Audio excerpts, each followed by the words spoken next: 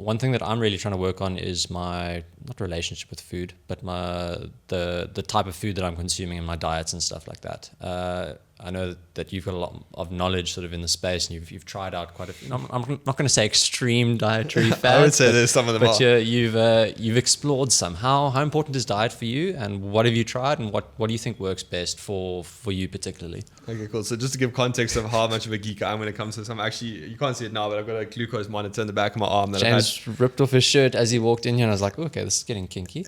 And then he showed me he's got this thing like embedded in his arm. And I was like, what is this thing? So yeah, I won't show it because it is pretty gnarly, but yeah. So basically, I'm someone that I do take it quite seriously, especially recently. It's a glucose monitor that you got in. It's now, a glucose monitor. Most people, if you know someone who's diabetic or whatever, I currently have one in. I'm not, or not to my knowledge, right, just yet. Am I diabetic or anything like that? But I do like to try these funny little hacks and bits and pieces. Like I'm quite obsessed with it. But yeah, I would say, like, it's hard to give blanket advice. Like I'm someone I've tried lots of different things. I went from when I was a kid, I used to probably like around, I mean, like we've spoken about this, but I did have like a binge eating disorder for a while as well. Like when I was 14, I kind of went through that of just like I would eat because I was in the boarding house, I'd get like a bunch of tuck and I'd just eat all my tuck in like a night, and I'd like eat all the sweets, biscuits, like feel horrible. And then the whole week I'd like basically restrict myself to just like meat and veggies and whatever from the boarding house. And like it was just a very toxic cycle to get into mentally. And I got out of that. And then I think as any like teenage kind of like early 20-year-old, you just end up eating like whatever's there, whatever mom and dad make, which I was lucky. My parents were always quite healthy, or whatever was at the boarding house. And then if we went out for burgers with mates or pizza, like it's never really a problem. But yeah, I would say like that kind of started in first year. I got into kind of more the bodybuilding scene. It was like chicken, broccoli, rice, like lived that out. But it actually got quite bad, like just to give you an idea of like how things can work and how you have to almost be hyper specific to yourself, is like I got really, really bad stomach issues because of that, because I wasn't getting enough variation in my diet. I was eating, like just the same thing pretty much every single day. Like when I tell you I was eating like a dog, I quite literally was eating like a dog. It was the same thing for breakfast, lunch, dinner. And through that process, I think I've explored a lot. I've done keto. I've never really done the vegan thing properly. I think I like meat too much. I've done full-blown carnivore. James loves a steak. I do love a steak. I've done full-blown carnivore. And I think through that process, you kind of figure out what works for you. I always I like to keep it as whole as possible. So like, if I can be eating like a good amount of meat every single day, really high quality and grass fed if I can find it. And then also ensuring that I'm getting like good amount of fruit in, obviously drinking a lot of water, making sure I'm getting electrolytes with that water, like trying to just like figure out exactly like the best mix. And obviously that's come through trial and error. Like it's not like I just woke up and figured it out. I mean, like a cheat code, like if anyone has the cash to do it, you can do a complete blood test.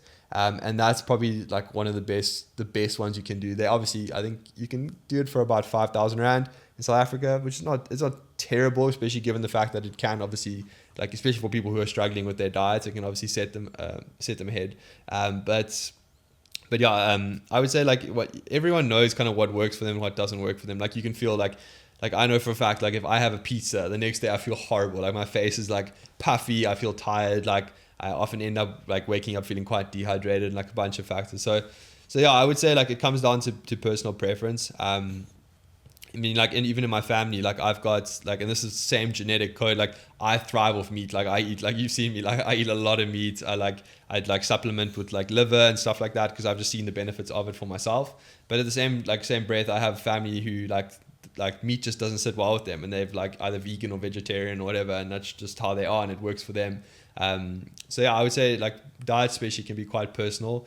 But I think with anything, it's like same people who go like, like paleo, vegan, carnivore, whatever it is. I think the closer you can eat to the source and the less ingredients involved in that, the better it's going to benefit you. Because like it's like something I've been exploring recently is food is information essentially. If you look at it, like same way we have DNA, food has DNA. It has a buildup of whatever it is. Like you can quite easily identify what it is based on its like molecular breakdown. I mean, you've studied biology in another life. But yeah, you come to realize that what you're putting into your body is essentially information, and your body takes that information and decides, okay, cool, how can we use this? And if it's information that's foreign and it's not quite doesn't come from the earth, it's not natural, your body then goes, okay, what is this? It's like for example, having a friend come over, okay, cool, whatever, and suddenly a stranger shows up at your door. It's like, what do we do with this? Do we let them in? Do we throw it out? How's it going to impact us? Is the stranger going to come and break all the shit in our house? Like, what's going to happen? And I think also I've been through, I'm as you know, I can be quite into conspiracy theories and a bunch of things without getting too deep into it, but I do like to also look into it and also to see the impact that certain things can have on us. And not to say that I'm perfect, like I also slip up every now and then, but I would say like the best thing is just figure out what works for you. Like kind of everyone knows, if you sit with yourself long enough and you're really kind of conscious of what you eat, you can figure it out. Blood test is always an easy way to do it. But it was I think you were trying out the carnivore diet in a similar time frame to when you were training for training for your Ironman, I believe it was. Similar time frame. Somewhere around, just before. I think, it actually was, because initially I was going to try and do it, and then I started like including rice and things like that just to help with the carbs. Yeah. And then we did I think it was like a 20k run or something similar to that. And then we were going to have a breakfast at my place here afterwards. Yes. And you rocked up with, was it lamb hearts? It was lamb hearts. It was lamb hearts. Lamb hearts, and we did kidneys as well. It's very important that we specify lamb hearts.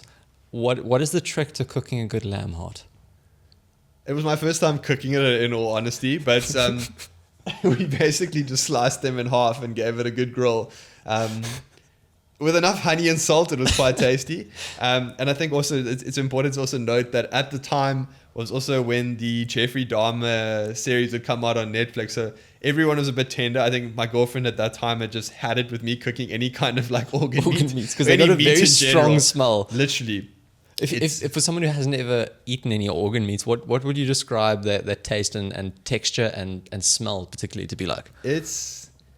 So one thing to know is like any organ meat is incredibly mineral dense. So it tastes a little bit like, I mean, as kids, I don't know if maybe I was a weird kid, but like a rock. If you ever had to like suck on a rock, it's got that like very, very metallic, it's a very strong taste. Like immediately your body's a bit like, oof, this is a bit much. And the smell is quite something as well. But I mean, the health benefits are insane. So no, it's an acquired taste. I'll say that much. It sure is.